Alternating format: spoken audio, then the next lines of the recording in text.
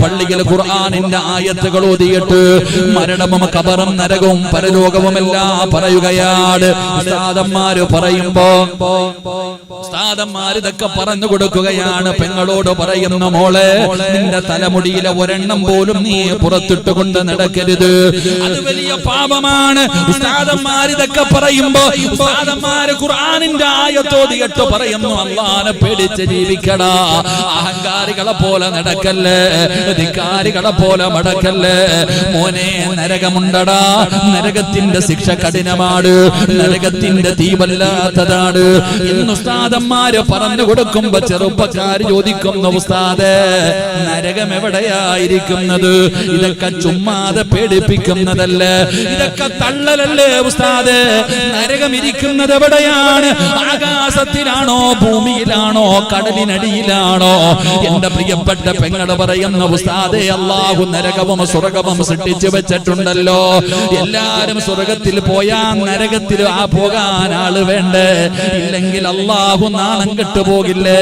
അതുകൊണ്ട് ഞങ്ങളൊക്കെ നരകത്തിൽ പൊക്കോളാ എന്ന് പരിഹസിക്കുന്ന പെങ്ങളെ, നദാ നരകം ഇരിക്കുന്നത് എവിടെയാണെന്ന് ചോദിക്കുന്ന യുവത്തവേ, ഞങ്ങളൊക്കെ പറഞ്ഞിട്ട് നിങ്ങൾക്ക് വിശ്വാസം വരുന്നില്ലെങ്കിൽ, ഉസ്താദന്മാര് ഖുർആനും ഹദീസും പറഞ്ഞിട്ട് നിങ്ങളോട് പറയുമ്പോ നിങ്ങൾക്കത് വിശ്വസിക്കാൻ കഴിയുന്നില്ലെങ്കിൽ, അല്ലാഹുവേ കണ്ണുകൊണ്ട് കണ്ടാ വിശ്വസിക്കുമോടാ ചെറുപ്പക്കാരാ? എന്റെ പ്രിയപ്പെട്ട പെങ്ങളോട് പറയുകയാ, കണ്ണുകൊണ്ട് കണ്ടാ വിശ്വസിക്കുമോ മോളെ? എങ്കിൽ അല്ലാഹു നിന്റെ കണ്ണിന്റെ മുന്നിലേക്ക് നരകത്തെ കൊണ്ടുവരുമല്ലോ, എല്ലാവരും കാണുമല്ലോ. എപ്പോഴാണ് നരകത്തെ കാണുന്നതെന്നറിയോ? ഇസ്രാഫീൽ എന്ന് പറയുന്ന മലക്ക് സൂർ എന്ന് പറയുന്ന കാഹളത്തിൽ രണ്ടാമത് മൂതുമ്പോ പള്ളിപ്പറമ്പിൽ ആറടി മണ്ണെന്ന് പറയുന്ന കബറിനകത്ത് നിന്ന് എഴുന്നേറ്റ് വരുന്ന ദിവസമുണ്ടല്ലോ. നാളെ കബറിനകത്ത് നിന്ന് എഴുന്നേറ്റ് പടച്ചറപ്പിന്റെ കോടതിയിലേക്ക് പന്നിയുടെ കോലത്തില്, പട്ടിയുടെ കോലത്തില്, കഴുതയുടെ രൂപത്തില്, പേപ്പട്ടിയുടെ രൂപത്തില് നടന്നു വരുന്നവർ, ഇടഞ്ഞു വരുന്നവർ, മുഖത്ത് മാംസമില്ലാത്തവർ, കുഷ്ഠരോഗികളെ പോലെ വരുന്നവർ, പിന്താരങ്ങളിൽ കൊടികുത്തി വെച്ച് വരുന്നവർ, നാളെ കബറിനകത്ത് നിന്ന് എഴുന്നേറ്റ് പടച്ചറപ്പിന്റെ പരലോകത്തേക്ക് ഉടുതുണിയില്ലാതെ ഞാനും നിങ്ങളും എഴുന്നേറ്റ് പോകുമല്ലോ. പേടിച്ച് വിറച്ചവരെ പോലെ നഗ്നരായിട്ട് ചേലാകർമ്മം ചെയ്തിട്ടില്ല, ഉമ്മ പ്രസവിച്ചിട്ടതുപോലെ ആണുങ്ങളും പെണ്ണുങ്ങളും നാളെ കബറിനകത്ത് നിന്ന് എഴുന്നേറ്റ് പടച്ചറപ്പിന്റെ പരലോകത്തേക്ക് കടന്നു പോകുമല്ലോ. ഒരാളും അവിടെ നിന്ന് വസ്ത്രം ധരിച്ചിട്ടില്ല, ഒരാളും അവിടെ നിന്ന് ചെരുപ്പെട്ടിട്ടില്ല, നഗ്നരായിട്ട് ആടുകളെ മേച്ചു കൊണ്ടുപോകുന്നത് പോലെ അല്ലാഹുവിന്റെ മലക്കുകൾ എന്നെയും നിങ്ങളെയും കൊണ്ടുപോകുമല്ലോ. നാളെ പടച്ചറപ്പിന്റെ പരലോകത്ത് ചെമ്പിന്റെ തറയിൽ ഇങ്ങനെ നിൽക്കുകയാ. പടച്ചവനെ, പലരുടെയും ശരീരം വിയർക്കുന്നുണ്ടല്ലോ, വല്ലാത്ത ചൂടനുഭവപ്പെടുന്നുണ്ടല്ലോ. എങ്കിൽ ഇതൊന്നും ഒന്നുമല്ല ചെറുപ്പക്കാരാ, വാപ്പാ ഇതൊന്നും ഒരു ചൂടല്ല വാപ്പാ. 15 ലക്ഷത്തോളം കിലോമീറ്ററുകളിൽ മുകളിൽ മുതിരുന്ന സൂര്യൻ അസ്തമിച്ചിട്ട് 10 മണിയായല്ലോ. ഇപ്പോഴും നിനക്ക് ശരീരം വിയർക്കുന്നു, ഇപ്പോഴും നിനക്ക് ചൂടനുഭവപ്പെടുന്നു. എങ്കിൽ ഇതൊന്നും ഒന്നുമല്ല, ചൂടൊക്കെ പരലോകത്താ, ചൂടൊക്കെ പരലോകത്താ. ചൂടുള്ള നാളുണ്ട്, ഖിയാമന്നാളാ. ചുരുക്കി പറഞ്ഞാൽ എന്തു ഹാലാ ചൂളാ. വൻദോഷ വണ്ടിയുമായി വരുന്നേ കാളാ. ക്ഷീണത്തിനാലൊലിക്കുന്നതാണേ ഇളാ.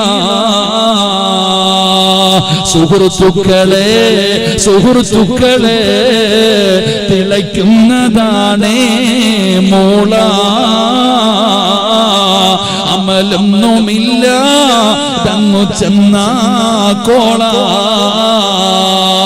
പടച്ചവനെ, നാളെ പടച്ചറപ്പിന്റെ പരലോകത്ത് ചൂള കണ്ടിട്ടില്ലേ ചെറുപ്പക്കാരാ? ഈ പരിസരത്ത് ഒരുപാട് ചൂളകളുണ്ടല്ലോ. ആ മണ്ണിൽ നിന്ന് വെട്ടിയെടുത്ത, മണ്ണിൽ കുഴച്ചെടുത്ത കല്ലുണ്ടല്ലോ. ആ ഇഷ്ടിക എങ്ങനെയാണ് ചുമന്നതെന്നറിയോ? പടച്ചവനെ, ഉണങ്ങിയതിനു ശേഷം അത് പറക്കി അടുക്കി വെച്ച് പച്ചവിറകിട്ട് കത്തിച്ചതിന്റെ നിറം മാറ്റിയ ചൂളയുണ്ടല്ലോ. അതൊന്നുമല്ലടാ ചെറുപ്പക്കാരാ. കാളവണ്ടിയെ കണ്ടിട്ടില്ലേ?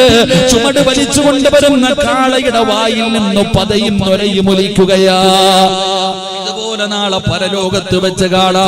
അല്ലാഹുവിന്റെ കോടതിയിൽ വെച്ച് മനുഷ്യരുടെ വായിൽ നിന്നൊലിക്കുന്നത് കാണാ. പെങ്ങളെ, അടുക്കളയിൽ ചോറ് വെക്കുമ്പോ കലത്തിനകത്ത് കിടന്ന് ചോറ് തിളയ്ക്കുന്നത് കാണുന്നവളല്ലേ? എങ്കിലും നാളെ പടച്ച റബ്ബിന്റെ കോടതിയിൽ വെച്ച് നിന്റെ തലയോട്ടിക്കകത്ത് കിടക്കുന്ന തലച്ചോറുണ്ടല്ലോ, അത് തിളച്ചിട്ട് മുഖത്തുകൂടെ ഒലിക്കുന്ന ഒരു ദിവസം വരാനുണ്ട്. അന്ന് 15 ലക്ഷം കിലോമീറ്ററുകളിൽ മുകളിൽ നിന്നിരുന്ന സൂര്യനുണ്ടല്ലോ, അല്ലാഹു ഒരു ജാണ് മുകളിലേക്ക് ഇറക്കുകയാണ്. തലയുടെ ഒരു ജാണ് മുകളിൽ ഇങ്ങനെ സൂര്യൻ നിൽക്കുമല്ലോ. ചെമ്പിന്റെ തറയിലാണ് യാ വൈലതാ യാ ഹസ്റതാ, എന്റെ നാശമേ എന്റെ നാശമേ എന്ന് ഞാനും നിങ്ങളും നിലവിളിക്കുന്ന പടച്ച റബ്ബിന്റെ പരലോകമുണ്ടല്ലോ. ആ ചെമ്പിന്റെ തറയിൽ നിന്നുകൊണ്ട് നിലവിളിക്കുന്ന ദിവസം പടച്ചവനെ, മുഖറബുൽ അംലാഖു മലക്കു ജിബ്രീൽ അലൈഹിസ്സലാം നരകത്തിന്റെ കാവൽക്കാരനായ മാലിക് എന്ന് പറയുന്ന മലക്കിന്റെ ചാരത്ത് ചെല്ലുകയാ. മാലിക്കേ, നരകത്തെ കൊണ്ടുവരാൻ അല്ലാഹു പറഞ്ഞിരിക്കുകയാണ്. പടച്ചവനെ, നരകത്തിന്റെ കാവൽക്കാരായ മലക്കുകൾ കിടന്ന് കരയുകയാണ്. എങ്ങനെയാണ് ജിബ്രീൽ ഈ ഭയാനകമായ നരകത്തെ ഞാൻ എങ്ങനെ കൊണ്ടുവരാനാണ്? എനിക്ക് കഴിയില്ല ജിബ്രീൽ. അല്ലാഹുവേ, മാലിക്കിനോട് ജിബ്രീൽ ഓർമ്മപ്പെടുത്തുകയാ. മാലിക്കേ, ഈ പ്രപഞ്ചം മുഴുവനും അടക്കി ഭരിക്കുന്ന രാജാതിരാജനായ മലിക്കുൽ ജബ്ബാറായ പടച്ച റബ്ബിന്റെ കൽപ്പനയാ, അല്ലാഹുവിന്റെ കൽപ്പനയാണെന്നവിടെന്ന് ഓർമ്മപ്പെടുത്തുമ്പോ നരകത്തിന്റെ കാവൽക്കാരായ മലക്കുകളോട് പറയുകയാണ്, ചങ്ങലയെടുത്ത് കൊണ്ടുവരാൻ. എന്റെ പ്രിയപ്പെട്ട യുവത്വമേ, 70,000 ചങ്ങലകൾ വലിച്ചു കൊണ്ടുവരികയാ. ഒന്നും രണ്ടുമല്ല, 70,000 ചങ്ങലകൾ വലിച്ചു കൊണ്ടുവരികയാണ്. അല്ലാഹുവേ, ചങ്ങല കണ്ടിട്ടുണ്ടല്ലോ, ആനയെ കെട്ടിയിടുന്ന ചങ്ങല കണ്ടിട്ടുണ്ടല്ലോ, അതിന്റെ കൊളുത്തുകൾ കണ്ടിട്ടില്ലേ ചെറുപ്പക്കാരാ? മോനെ, നരകത്തെ വലിച്ചു കൊണ്ടുവരുന്ന ചങ്ങലയുടെ വലിപ്പമല്ല, നരകത്തെ വലിച്ചു കൊണ്ടുവരുന്ന ചങ്ങലയുടെ വലിപ്പമല്ല, ആ നരകത്തെ വലിച്ചു കൊണ്ടുവരുന്ന ചങ്ങലയിലെ ഒരു കൊളുത്തിന്റെ വലിപ്പം നിനക്കറിയോ? ഈ കാണുന്ന ദുനിയാവിനെക്കാളും വലുതാ, ഈ കാണുന്ന പ്രപഞ്ചത്തിനെക്കാളും വലുപ്പമുള്ള കൊളുത്തുകൾ കൊണ്ടുണ്ടാക്കിയ 70,000 ചങ്ങലകൾ കൊണ്ടുവന്ന നരകത്തെ അങ്ങ് ബന്ധിപ്പിക്കുകയാണ്. റബ്ബേ, ഒരു ചങ്ങലയിൽ 70,000 മലക്കുകള്, ഇങ്ങനെ ഓരോ ചങ്ങലയിലും 70,000 മലക്കുകള്, ലക്ഷക്കണക്കിന് മലക്കുകളെ കരഞ്ഞു വിളിച്ചുകൊണ്ട് അല്ലാഹുവിന്റെ നരകത്തെ ഇതാ നാളെ പരലോകത്തേക്ക് കൊണ്ടുവരികയാണ്. അല്ലാഹുവിന്റെ കോടതിയിലേക്ക് നരകത്തെ ഇങ്ങനെ കൊണ്ടുവരുമ്പോ എവിടെയാണ് നരകമെന്ന് ചോദിച്ച പെണ്ണേ, എവിടെയാണെന്ന് ചോദിച്ച ചെറുപ്പക്കാരാ, അല്ലാഹുവിന്റെ ഭയാനകമായ നരകത്തെ നിന്റെ കണ്ണിന്റെ മുന്നിലേക്ക് കൊണ്ടുവരുമ്പോ നീ തന്നെ പറയുമടാ, നീ തന്നെ പറയും പെങ്ങളെ, റബ്ബനാ അബ്സർനാ വസമിഅനാ ഫർജിഅനാ. അല്ലാഹുവിന്റെ നരകത്തെ വലിച്ചു കൊണ്ടുവരുന്ന രംഗം കാണുമ്പോ അല്ലാഹുവിനോട് പറയുന്നു, റബ്ബനാ, എന്റെ രക്ഷിതാവായ അല്ലാഹ്, അബ്സർനാ, കാണുന്നു പടച്ചവനെ, ഞാൻ കണ്ടു റബ്ബേ, നരകം കണ്ടോ, നരകത്തിന്റെ തീ കണ്ടോ, നരകത്തിന്റെ വലുപ്പം കണ്ടോ, ആ നരകത്തിന്റെ ശിക്ഷ ഞാൻ എന്റെ കണ്ണുകൊണ്ട് കാണുന്നു അല്ലാഹ്. വസമിഅനാ, ആ നരകം കടന്ന് വിളിക്കുന്നത്, ആ നരകം കടന്ന് അട്ടഹസിക്കുന്നത് എന്റെ ചെവി കൊണ്ട് ഞാൻ കേൾക്കുന്നു അല്ലാഹ്. അതുകൊണ്ട് ഫർജിഅനാ, എനിക്കൊരു ചാൻസ് തരണേ അല്ലാ. ഇന്ന് നാളെ പരലോകത്ത് കിടന്ന് തെണ്ടുമെന്ന് പരിശുദ്ധമായ ഖുർആൻ ഇവിടെന്ന് പറയുമ്പോ എന്റെ പ്രിയപ്പെട്ട ചെറുപ്പക്കാരാ, നിസ്കരിക്കാൻ പറയുമ്പോ വല്ലാത്ത മടിയല്ലോ മോനെ. അല്ലാഹുവിന്റെ പള്ളിയുടെ മിനാരത്തിൽ നിന്ന് 5 നേരം ബാങ്ക് വിളിക്കുമല്ലോ.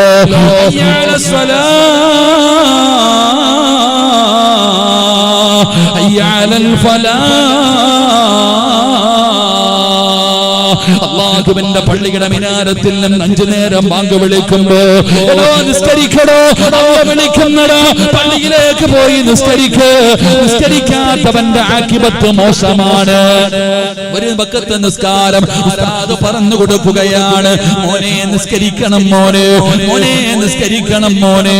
നിസ്കരിക്കാത്തവന്റെ ആഖിബത്ത് മോശമാണ്, അവന് ഭയാനകമായ ശിക്ഷയുണ്ട്. ഉസ്താദന്മാര് പറഞ്ഞു കൊടുക്കുമ്പോ ചെറുപ്പക്കാര് പറയുന്ന മറുപടി എന്താ? നിസ്കരിക്കാനൊക്കെ ഇന്നത്തെ യുവതലമുറയോട് നിസ്കരിക്കാൻ പറയുമ്പോ പറയും, അത് ഉസ്താദിന്റെ പണിയാടാ, ബാങ്ക് വിളിക്കുന്നടാ, മുഅദ്ദിന് ശമ്പളം കൊടുത്ത് നിർത്തിയിരിക്കേണ്ടത് ബാങ്ക് വിളിക്കാൻ. പള്ളിയിൽ ബാങ്ക് വിളിക്കുന്ന ഉടനെ ചോദിക്കുന്നത് മുഅദ്ദിന്റെ ജോലി ബാങ്ക് വിളിക്കാൻ, അയാൾ വിളിക്കണം. നിസ്കാരം നടക്കുന്നത് ഇമാമിന്റെ ജോലി. ഇതൊക്കെ പ്രായമുള്ളവർക്ക് പറഞ്ഞിട്ടുള്ളതല്ലേ, നമുക്ക് എന്തിപ്പാ, വെള്ളിയാഴ്ച മാത്രം പോയാൽ മതി. അല്ലാഹു ഈമാൻ തരുമാറാകട്ടെ. നിസ്കാരത്തിന്റെ വിഷയം പറയുമ്പോൾ അത് ഉസ്താദിന്റെ ജോലി. പരിഹാസം, കളിയാക്കൽ, നിസ്കാരം എല്ലാവരുടെ അവസ്ഥയൊക്കെ വളരെ പരിതാപകരമാണ്. അല്ലാഹു ആലം പടച്ചോൻ, അല്ലാഹു നമുക്ക് ഈമാൻ നൽകുമാറാകട്ടെ. നിസ്കാരമൊക്കെ ആർക്കാ, എല്ലാ ഫുട്ബോളിന്റെ പുറകില നടക്കട്ടെ. അല്ലാഹു ഈമാൻ നൽകുമാറാകട്ടെ. നിസ്കാരമൊക്കെ എന്ത് നിസ്കാരം, ഹാജിയാരും എല്ലാവരും പല കാര്യങ്ങളും നമ്മൾ ചിന്തിക്കേണ്ടതുണ്ട്. നിസ്കരിക്കാൻ പറയുമ്പോൾ വലിയ മടിയാ. നമ്മളൊക്കെ നിസ്കരിക്കൂലേ? അല്ലാഹു ഈമാൻ തരുമാറാകട്ടെ. നിസ്കരിക്കൂലേ? നമ്മളൊക്കെ നിസ്കരിക്കൂലേ? എല്ലാരും നിസ്കരിക്കും. നിങ്ങൾ എല്ലാരും നിസ്കരിക്കണവരാ, നിസ്കരിക്കാത്ത ആരുമില്ല. സമയത്ത് നിസ്കരിക്കൂല എന്നേ ഉള്ളൂ. അല്ലാഹു തരുമാറാകട്ടെ. എല്ലാരും നിസ്കരിക്കും, എല്ലാരും നിസ്കരിക്കും, സമയത്ത് നിസ്കരിക്കുക. 12, 10, 12 പള്ളിയിൽ മുഅദ്ദിൻ ബാങ്ക് വിളിക്കും. നീ എന്ത് ചെയ്യും? നീ മീൻ വെട്ടിക്കൊണ്ടിരിക്കും. നീ മീൻ വെട്ടണം, തോരൻ വെക്കണം, ചോറ് വെക്കണം, കറി വെക്കണം, പാത്രം കഴുകണം, കുളിക്കണം, തിന്നണം. ഇതെല്ലാം കഴിഞ്ഞിട്ട് 2:45, 3 മണിയാകുമ്പോ നീ ഒരു പോക്കുണ്ട് നിസ്കരിക്കാൻ. ഏത് മദ്ഹബാണെന്നൊന്നും ചോദിക്കരുത്. പിന്നെ എന്തിനാ ആമിനാത്ത ആ 12 ഇന്ന സ്വലാത്ത ഖാനത്ത് അലൽ മുഅ്മിനീന കിതാബൻ മൗഖൂത. പിന്നെ എന്തിനാ അല്ലാഹ് സമയം വെച്ചിരിക്കണം? നിനക്ക് തോന്നുന്ന സമയത്ത് നിസ്കരിക്കാനാണെങ്കിൽ, നിനക്കൊക്കെ തോന്നുന്ന സമയത്ത് നിസ്കരിക്കും. വവൈലുൽ മുസല്ലീൻ അല്ലദീന ഹും അൻ സ്വലാത്തിഹിം സാഹൂൻ അല്ലദീന ഹും യുറാഊന വയംനഊനൽ മാഊൻ. വൈലെന്ന് പറയുന്ന നരകം അല്ലാഹ് ഒരുക്കി വെച്ചിരിക്കുന്നത് നിസ്കരിക്കാത്തവനല്ല.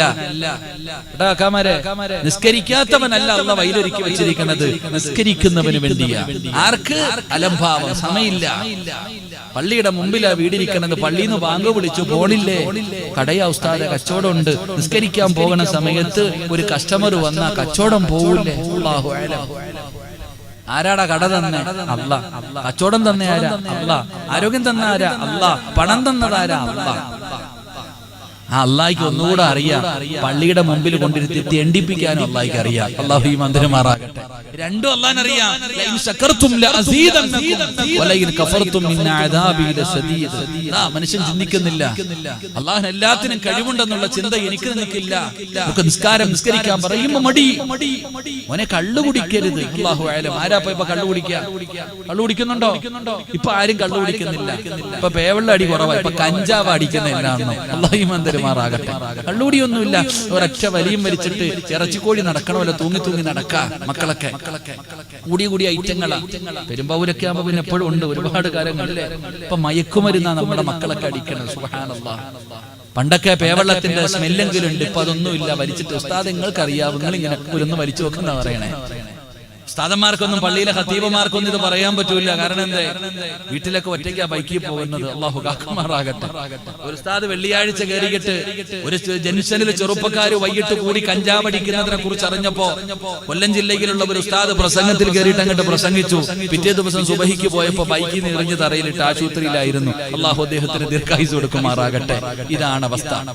കള്ളുകുടിയെ കുറിച്ചൊന്നും പറയാൻ പറ്റത്തില്ല. കാരണം ഞാൻ ഇന്നലെ എന്റെ പള്ളിയിൽ പ്രസംഗിച്ചതാ. കള്ളുകുടിയും കഞ്ചാവടിയൊക്കെ പറയും. പണ്ട് കള്ളു കുടിക്കുന്നവൻ പള്ളിയിൽ വരുമോ? വരുവോ? കള്ളു കുടിക്കുന്നവൻ പള്ളിയിൽ വരൂല, കഞ്ചാവ് അടിക്കുന്നവൻ പള്ളിയിൽ കയറൂല, പലിശ കച്ചവടക്കാരൻ പള്ളിയിൽ കയറൂല. ഇപ്പോഴോ അവൻ കള്ളും കുടിക്കും, നിസ്കരിക്കാൻ വരികയും ചെയ്യും. വെള്ളിയാഴ്ച പള്ളിയിലെ ഖതീബ് കയറി പ്രസംഗിക്കുമ്പോൾ ഇവൻ പറയും ഇതെന്നെ കുറിച്ചാ എന്ന് മനുഷ്യൻ ചിന്തിക്കുന്ന ഒരവസ്ഥ. അങ്ങനെ ആയി മാറി കാലം.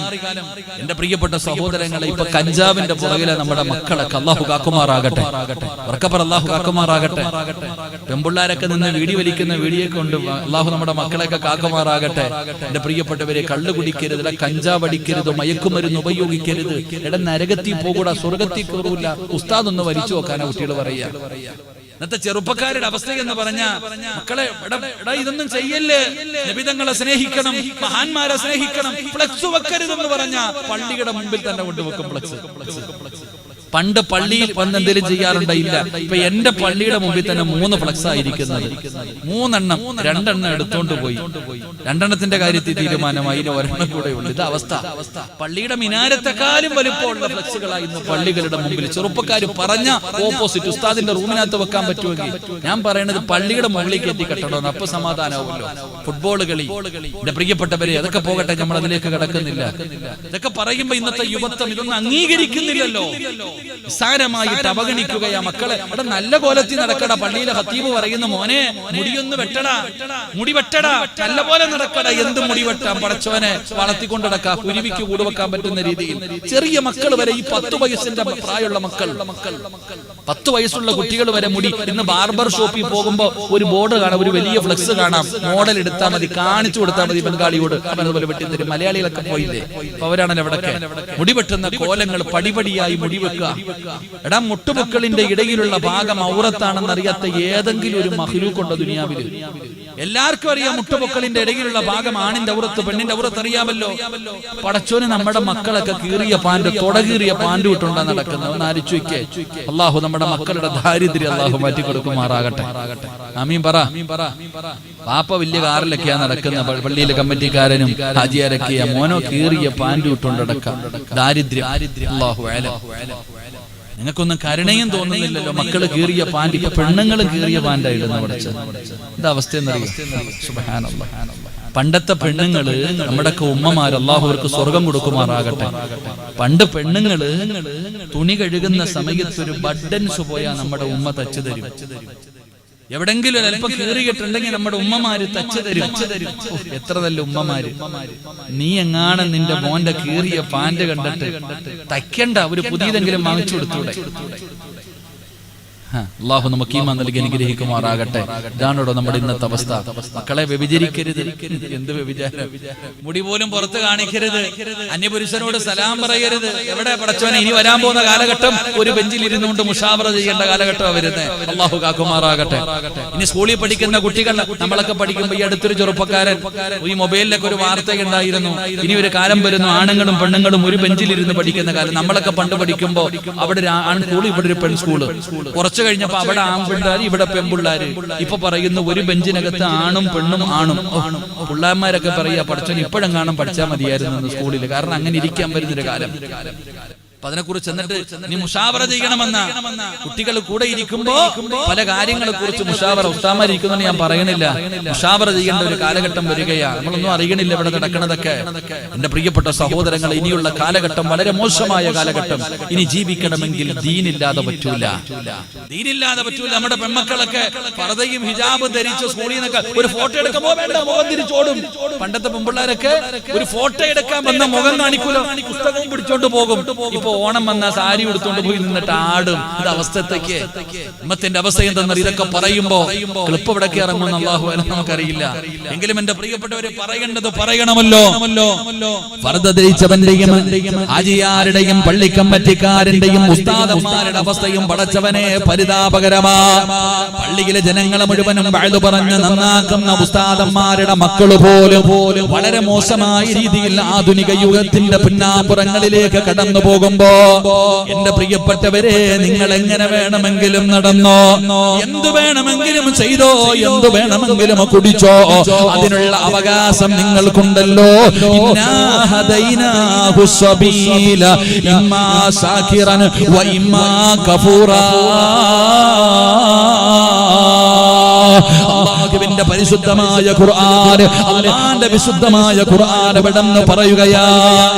പ്രിയപ്പെട്ട സഹോദരങ്ങളെ, ഖുർആൻ പറയുകയാ, ഒരു കുട്ടിക്ക് പ്രായപൂർത്തിയാകുന്നത് വരെ ആ കുട്ടി എന്ത് നന്മ ചെയ്താലും അതിന്റെ പ്രതിഫലം അവരുടെ മാതാപിതാക്കൾക്ക്, എന്ത് തിന്മ ചെയ്താലും അതിന്റെ ശിക്ഷ അവരുടെ മാതാപിതാക്കൾക്ക്. എന്നാ പ്രായപൂർത്തിയായി കഴിഞ്ഞാലോ അല്ലാഹു പറയുകയാ, പ്രായപൂർത്തിയായി കഴിഞ്ഞാൽ അല്ലാഹു പറയുകയാ, മോനെ ഇത് സ്വർഗ്ഗത്തിലേക്കുള്ള വഴി, ഇത് നരകത്തിലേക്കുള്ള വഴി, ഏത് വേണമെങ്കിലും നീ തെരഞ്ഞെടുത്തോ. ഇന്നാ ഹദൈനാഹു സബീല ഇമ്മാ ശാകിറ വ ഇമ്മാ കഫൂറ. ഇത് സ്വർഗ്ഗത്തിലേക്കുള്ള വഴി, ഇതിലേ പോയാൽ നിസ്കരിക്കണം, നോമ്പ് പിടിക്കണം, നിനക്ക് തോന്നുന്നത് പോലെ ജീവിക്കാൻ പറ്റൂല, ഞാൻ പറയുന്നത് പോലെ ജീവിക്കണം. പ്രയാസമാ, ദുഃഖമാ, ദുരിതമാ, ഈ കാണുന്ന വഴിയിലൂടെ സഞ്ചരിക്കൽ വളരെ പ്രയാസമാ, പക്ഷെ അവസാനം സ്വർഗമാണ്. ഇതിലേ പോയാൽ കള്ളു പിടിക്കാം, പെണ്ണ് പിടിക്കാം, പലിശ തിന്നാം, എന്തു തോന്നിവാസവും കാണിക്കാം, ഒരുത്തനും ചോദിക്കൂല. പക്ഷെ ഇതിന്റെ അവസാനം നരകമാ. ഏത് വേണമെങ്കിലും നീ തെരഞ്ഞെടുക്ക്, ഏത് വേണമെങ്കിലും നീ തെരഞ്ഞെടുക്ക്. അതുകൊണ്ട് എന്റെ പ്രിയപ്പെട്ടവരോട് പറയുകയാ, എന്തൊക്കെ പറഞ്ഞാലും ജീവിതത്തിൽ ഒരു മാറ്റമില്ലാതെ നടക്കുന്നവർ പറയേണ്ടവര് പറയുമല്ലോ, ഞങ്ങൾ ഇങ്ങനെ തന്നെയാണ് ഉസ്താദ്, ജീവിതത്തിൽ ഒരു മാറ്റമില്ലല്ലോ. ഇങ്ങനെ പറഞ്ഞുകൊണ്ട് നടക്കുന്നവരോട് ഞാൻ നിങ്ങൾക്ക് ഒരായത്ത് പറഞ്ഞു തരാ. അല്ലാഹുവിന്റെ പരിശുദ്ധമായ ഖുർആനിലെ ഒരായത്ത് ഞാൻ പറഞ്ഞു തരാ. ഏത് മറന്നാലും ഇത് മറക്കല്ലേ, ഏതായത്ത് മറന്നു പോയാലും ഈ ആയത്ത് മറന്നു പോകല്ലേ. ആൺകുട്ടികളുടെ കയ്യിൽ പിടിച്ചു നടക്കുന്ന എന്റെ പ്രിയപ്പെട്ട പെങ്ങന്മാരോട്, ആ പടച്ചവനെ ശരീരം മറക്കാതെ നടക്കുന്ന പെണ്ണുങ്ങളുണ്ടല്ലോ, ധരിച്ചുകൊണ്ട് അള്ളാന്റെ ദീനിനെതിരായി പ്രവർത്തിക്കുന്ന പെൺകുട്ടികളുണ്ടല്ലോ, മക്കളെ, അല്ലാഹുവിന്റെ ദീനിനെ നാണം കെടുത്തുന്ന രീതിയിലുള്ള ജീവിതം നയിക്കുന്ന ചെറുപ്പക്കാരാ, എങ്ങനെ വേണമെങ്കിലും നടന്നോടാ, പക്ഷേ ഒരായത്ത് മറക്കല്ലേ, ഒരേ ഒരായത്ത് നീ മറക്കല്ലേ. അല്ലാഹുവിന്റെ വിശുദ്ധമായ ഖുർആനിലെ ഏതായത്ത് നിനക്ക് ഓർമ്മയില്ലെങ്കിലും ഞാൻ നിനക്കൊരായത്ത് പറഞ്ഞു തരാ. ഏതായത്തെന്നറിയോ? പടച്ചവനെ 1400 വർഷങ്ങൾക്ക് മുമ്പ് യുദ്ധത്തിന് വേണ്ടി സ്വഹാബത്ത് കടന്നു പോവുകയാ. യുദ്ധത്തിന് വേണ്ടി കടന്നു പോകുമ്പോ ഒരു ചെറുപ്പക്കാരനായ സ്വഹാബി ഉണ്ടായിരുന്നു. പടച്ചവനെ യുദ്ധത്തിന് പോകുന്ന വഴിയിൽ ഒരു സുന്ദരിയായ പെണ്ണിനെ കണ്ടപ്പോ ആ പെണ്ണിനോട് അവിടുന്ന് പ്രണയം തോന്നുകയാണ്, ആ പെണ്ണിനോട് അവിടുന്ന് സ്നേഹം തോന്നുകയാണ്. കൂടെയുള്ള പ്രായമുള്ള സ്വഹാബികളൊക്കെ ഉപദേശിച്ചിട്ടും അവൻ നേരെയാകുന്നില്ല. പ്രണയം തലയ്ക്ക് പിടിച്ചു. ആ പെണ്ണിന്റെ അടുക്കൽ ചെന്ന് തന്റെ മോഹം പറയാ പോകുകയാ. ആ പെണ്ണിന്റെ അടുക്കൽ ചെന്നിട്ട് നിന്നെ ഇഷ്ടമാണ്, എനിക്ക് നിന്നെ വേണമെന്ന് പറയാ പോകുമ്പോ സ്വഹാബികളൊക്കെ തടഞ്ഞിട്ടും ചെറുപ്പക്കാരൻ നിൽക്കുന്നില്ല. അവസാനം ആ പെണ്ണിന്റെ ചാരത്തു ചെന്നു. അവിടെന്ന് തന്റെ ആഗ്രഹം പറഞ്ഞു. ആ ജൂതപ്പെണ്ണ് പറഞ്ഞു, എന്നെ നിനക്ക് വേണോ? നിന്റെ മതം കളഞ്ഞിട്ട് എന്റെ മതത്തിലേക്ക് കടന്നു വാ. പടച്ചവനെ, ആ സ്വഹാബി അവിടെന്ന് മതം മാറുകയാണ്, യഹൂദ മതം സ്വീകരിക്കുകയാണ്, അവളോടൊപ്പം ജീവിതം തുടങ്ങുകയാണ്. സ്വഹാബികൾക്ക് വലിയ വല്ലാത്ത പ്രയാസമായി. യുദ്ധം പോലും പരാജയപ്പെടുകയാ. ആ യുദ്ധം പോലും പരാജയപ്പെട്ടു. പടച്ചവനെ, ഒരുപാട് നാള് കഴിഞ്ഞു. ആ യുദ്ധത്തിന് പോയ ഒരു സ്വഹാബി ആ നാട്ടിലൂടെ നടന്നു പോകുമ്പോ ഈ മതം മാറിയവനെ ഓർമ്മ വന്നോ, ഒന്ന് കാണാൻ തോന്നി. അവനെ കണ്ടുപിടിച്ചു, അടുത്ത് ചെന്ന് വിശേഷങ്ങളൊക്കെ ചോദിച്ചു. അവസാനം അവിടുന്ന് പിരിയുമ്പോ അവിടുന്ന് ചോദിച്ചു, ചെറുപ്പക്കാരാ, നീ അല്ലാഹുവിന്റെ ഖുർആൻ മുഴുവനും കാണാതെ പഠിച്ചവനായിരുന്നല്ലോ, നീ ഒരു ഹാഫിളായിരുന്നല്ലോ, നീ ഒരു ഹാഫിളായിരുന്നല്ലോ. മോനെ, നിനക്ക് ഏതെങ്കിലും ഒരു സൂറത്ത് ഓർമ്മയുണ്ടോ? അല്ലാഹുവിന്റെ പരിശുദ്ധമായ ഖുർആനിലെ ഏതെങ്കിലും ഒരു സൂറത്ത് നിനക്ക് ഓർമ്മയുണ്ടോ? ആ ചെറുപ്പക്കാരനോട് ചോദിക്കുമ്പോ അവിടെന്ന് പറഞ്ഞു, എല്ലാം ഞാൻ മറന്നുപോയി, എല്ലാ സൂറത്തുകളും ഞാൻ മറന്നുപോയി. എനിക്കൊരേ ഒരായത്ത് ഓർമ്മയുണ്ട്, എനിക്കൊരേ ഒരായത്ത് ഓർമ്മയുണ്ട്. എല്ലാ സൂറത്തുകളും മറന്നുപോയാലും ആ ചെറുപ്പക്കാരൻ ഒരേ ഒരായത്ത് ഓർമ്മയുണ്ടായിരുന്നു. എന്റെ സഹോദരങ്ങളോട് പറയുകയാ, എന്റെ സഹോദരിമാരോട് പറയുകയാ, നിങ്ങളൊക്കെ എന്ത് മറന്നുപോയാലും ഈ ആയത്ത് നിങ്ങൾ മറക്കരുത്. ഏതായത്തെന്നറിയുമോ? യൗമൻ തുർജഊന ഫീഹി ഇലല്ലാഹ്. ഏതൊക്കെ ആയത്ത് മറന്നാലും നിങ്ങൾ ഇത് മറക്കല്ലേ. അല്ലാഹ് പറയുകയാ വത്തഖൂ യൗമന തുർജഊന ഫീഹി ഇലല്ലാഹ്. നീയൊക്കെ എവിടെ വരെ പോകാനാ? നമ്മൾ പറയുമല്ലോ ഓം തോടിയാൽ എവിടെ വരെ ഓടുമെന്ന്. അല്ലാഹു പറയുകയാ നീയൊക്കെ എങ്ങനെ വേണമെങ്കിലും നടന്നോ, ആസ്വദിക്കടാ ചെറുപ്പക്കാരാ, സുഖിക്കു വാപ്പമാരെ, പെങ്ങളെ, തോന്നിവാസികളെ പോലെ നിങ്ങളൊക്കെ നടന്നോ. നിങ്ങളെ ചോദിക്കാനും പറയാനും തടയാനും ആരുമില്ല. നിങ്ങളൊക്കെ സുഖിച്ച് നടന്നോ. പക്ഷേ നീയൊക്കെ സൂക്ഷിച്ചോ. യൗമന തുർജഊന ഫീഹി ഇലല്ലാഹ്. എന്റെ മുന്നിൽ നിന്നെയൊക്കെ ഞാൻ തിരിച്ചു കൊണ്ടുവരമടാ ചെറുപ്പക്കാരാ. ഒരു ദിവസം വരുവടാ നീയൊക്കെ എന്റെ മുന്നിൽ നിന്നെയൊക്കെ ഞാൻ കൊണ്ടുവരുന്ന ഒരു ദിവസമുണ്ട്. ഞാൻ ആരാണെന്ന് നിനക്കന്ന് ഞാൻ കാണിച്ചു തരാ. ഞാൻ നിനക്കൊക്കെ ഒരുക്കി വച്ചിരിക്കുന്നത്, ഞാൻ നിനക്കൊക്കെ വേണ്ടി ഒരുക്കി വച്ചിരിക്കുന്നത് എന്താണെന്ന് ഞാൻ കാണിച്ചു തരാ. ഇന്നാ മിനൽ മുജ്രിമീന മുൻതഖിമൂൻ. അല്ലാഹു പറയുന്ന പെങ്ങളെ, നിനക്ക് ഞാൻ ഒരുക്കി വെച്ചിട്ടുണ്ടടി മോളെ. എന്റെ അനുഗ്രഹങ്ങൾ മുഴുവനും ഇരുകൈയും നീട്ടി സ്വീകരിച്ചിട്ട് ഈ ദുനിയാവിന്റെ തുലിക്ക് മുകളിലൂടെ അല്ലാഹനെ മറന്നുകൊണ്ട് ധിക്കാരികളെ പോലെ, അഹങ്കാരികളെ പോലെ, തോന്നിവാസത്തോടെ ജീവിതം നയിക്കുന്നവരോട് അല്ലാഹ് പറയുകയാ, ഞാൻ ഒരുക്കി വെച്ചിട്ടുണ്ട്, ഞാൻ തയ്യാറാക്കി വെച്ചിട്ടുണ്ട്. വമൻ അളിമു മിമ്മൻ ദുക്കിറ ബിആയാതി റബ്ബി സുമ്മ അറള അൻഹാ ഇന്നാ മിനൽ മുജ്രിമീന മുൻതഖിമൂൻ. അല്ലാഹു പറയുകയാ, ഞാൻ ആരാണെന്ന് ഞാൻ കാണിച്ചു തരാം. നിന്നെയൊക്കെ ഞാൻ ഒരു ദിവസം കൊണ്ടുവരും എന്റെ മുന്നിൽ. എവിടൊക്കെ പോയാലും അവസാനം നിങ്ങളെ മുഴുവനും ഞാൻ എന്റെ മുന്നിൽ കൊണ്ടുവരും. നീ ഓർത്തു വെച്ചോ, നീയൊക്കെ ഓർത്തു വെച്ചോ. ഇന്നാ മിനൽ മുജ്രിമീന മുൻതഖിമൂൻ. ഞാൻ റെഡിയാക്കി വെച്ചിട്ടുണ്ട് നരകം, ഭയാനകമായ ശിക്ഷ. അല്ലാഹു നമ്മളെ കാക്കുമാറാകട്ടെ.